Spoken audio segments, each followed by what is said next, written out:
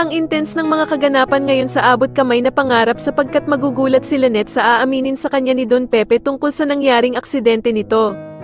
Dito nga ay magigising na si Don Pepe at saktong dadalaw nga si Lynette sa kanya kaya naman ay agad niyang sasabihin kay Lynette na si Zoe ang tumulak sa kanya sa bangin kaya siya na aksidente.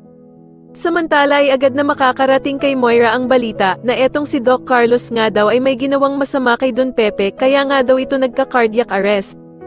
Kaya naman ay paaminin ni Moira si Doc Carlos kung totoo nga ba daw ang mga bali-balitang ito sa kanya, subalit gulat na gulat naman si Doc Carlos at hindi nito malaman kung ano ang sasabihin niya.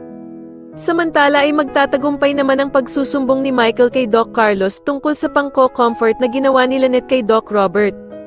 Kaya naman ay magagalit si Doc Carlos at agad nga nitong kakausapin si Lynette at sasabihin niya nga dito na hindi naman daw niya kailangan pumunta araw-araw sa prayer vigil dahil sa hindi naman daw siya nito kadugo. Dagdag pa nga ni Doc Carlos na mas maiintindihan pa nga daw niya kung si Annalyn ang palaging pupunta doon dahil sa kadugo naman daw niya si Don Pepe.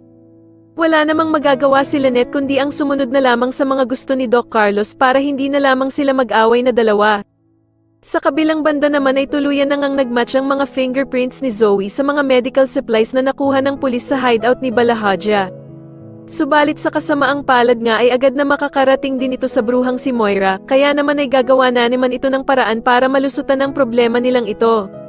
Sa tingin nyo dito na nga kaya lumabas ang mga tinatagong sikreto nila Moira at Zoe pati na din ang kasabwat nilang si Doc Carlos, mas lalo na nga talagang nagiging exciting ang mga susunod na kaganapan kaya naman ay mas lalo pa nating abangan ang mas lalong gumigandang abot kamay na pangarap. Maraming salamat po sa inyong panonood at sana po ay masubscribe nyo ako. Maraming salamat po.